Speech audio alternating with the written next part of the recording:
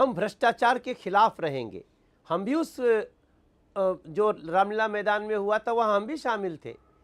आज अन्ना हजारे साहब को अरविंद केजरीवाल के खिलाफ स्टेटमेंट देना पड़े, उनको बताना पड़े कि शराब में लिप्त हो गया, तो आइडियोलॉजी को चोट लगती है।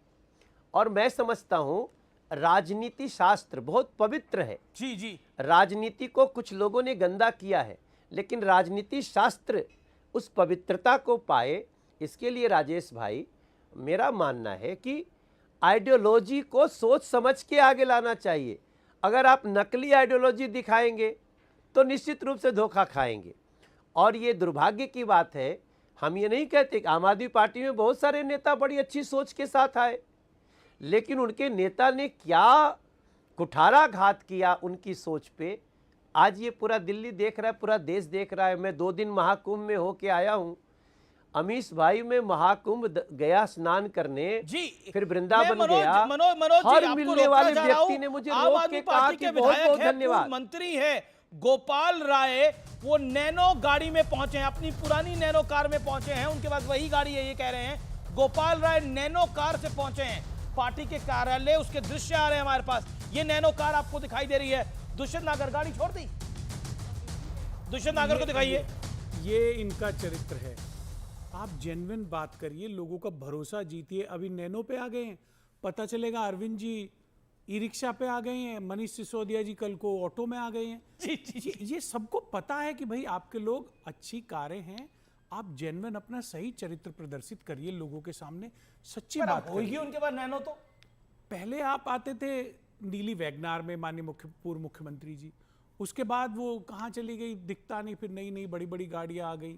तो ऐसे ये चरित्र को प्रदर्शित करता है, चरित्र को प्रदर्शित करता है। ओके मनोज जी, मैं आपका भी रिएक्शन लूंगा। राजेश गुप्ता 30 सेकेंड्स। देखिए, मैं फिर इस बात को कह रहा हूं कि अगर गोपाल राय जी के पास में नैनो कार है या उन्हें नैनो कार अच्छी लगती है, इससे क्या फर्क पड़ता है? अरे हमने देश की या दिल्ली की जनता के लिए जो पहले नहीं घूम रहे थे ना, आप घूम रहे हैं हारने के बाद। अरे सर, वो मंत्री थे, एक मिनट अमीश भाई, वो मंत्री थे उस वक्त। जब वो मंत्री थे तो उनके पास में सरकारी गाड़ी थी, आज वो मंत्री नहीं है, उनके पास सरकारी गाड़ी नहीं है। दुष्यंत नागर एक भविष्यवाणी कर रहे हैं। एक मोदी सरकारी गाड़ी यूज ना करते, अमीश भाई, अमीश भाई, अमीश भाई, तो अच्छा रहता।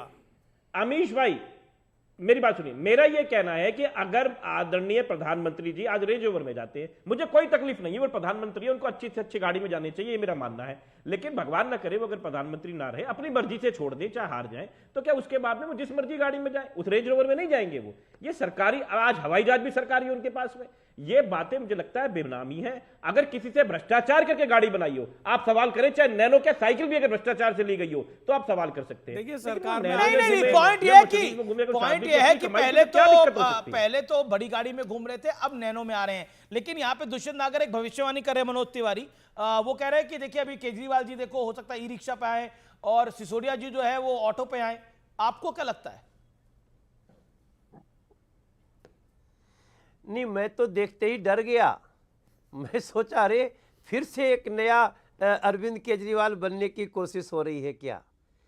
देखिए, मैं तो हमारे लोकसभा क्षेत्र के वो विधायक हैं, मंत्री भी रहे, लेकिन अचानक से फिर से नैनो में, वो पता नहीं ये जो सोच है, इसको, ये जो लोगों को छलने वाली सोच है, अब जब जब ऐसा कोई करेगा ना, लोग अरविंद केजरीवाल के छल को याद करेंगे। नहीं, आप हैरान क्यों हो गए? आप शॉक? मैं हैरान ये हो गया कि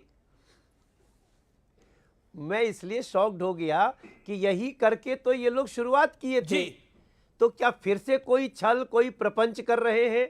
और मैं एक बात बताऊं, अब अगर गोपाल राय की नीयत अच्छी भी हो तो जब जब कोई ऐसा करेगा तो उसको भ्रष्ट और प्रपंची केजरीवाल की याद आएगा।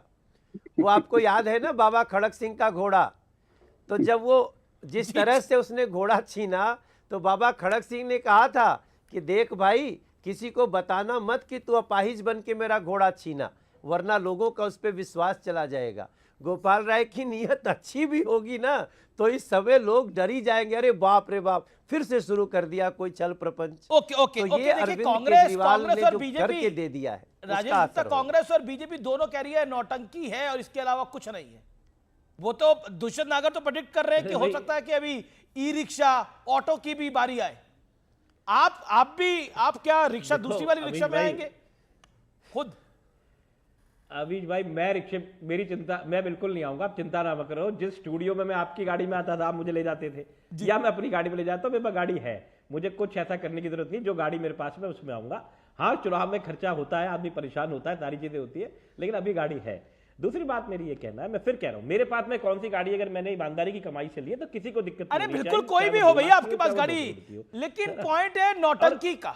कांग्रेस और बीजेपी कह रही है तो कि बड़ी नौटंकी हो रही है। आपत्तिजनक बात कर दी राजेश जी ने। मेरी बात सुनो, एक तो मुझे बोलने नहीं देते राजेश जी ने बड़ी ऐसा नहीं है, आपत्तिजनक बात कर दी। थोड़ा सिंपत्ति रखो, बोलने दो। हम विपक्ष को ज्यादा मौका देते हैं। मेरे से तो बीजेपी की शिकायत ही रहती है कि विपक्ष को मैं ज्यादा मौका देता हूं। बोलिए आप राजेश जी।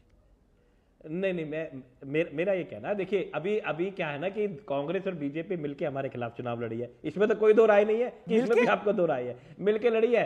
अब हमारी बहुत सारी सीटें खराब हुई, हम चुनाव हार गए, हमने तो आपको मान लिया, लेकिन कैसे हराया गया, क्या अब इसमें भी कोई शक है कि दोनों ने मिलकर हमारे खिलाफ चुनाव लड़ा? अब मनोज भाई हमारे और दुष्यंत भाई इकट्ठे थे और भाई हमको ही टारगेट कर रहे थे। दुष्यंत, ठीक है, हम आप पावर में थे, लोग मिलकर चुनाव लड़े हैं। चलिए आप हमारे पे अटैक कीजिए। राजेश बड़ा दिल क्यों नहीं दिखाते? राजेश जी अभी थोड़ा अब टारगेट सा तो नहीं था। आपकी टारगेट में बातें क्या ना लोगों difference को पसंद नहीं है। ऐसा ना हो इसके चक्कर में, ऐसी बातें बोलने के चक्कर में आपके हाथ से पंजाब और चला जाएगा। वो तो ले पूरे रहे हैं आप लोग। देश से तो आपकी पार्टी के वजूद को खतरा उत्पन्न हो ही रहा है।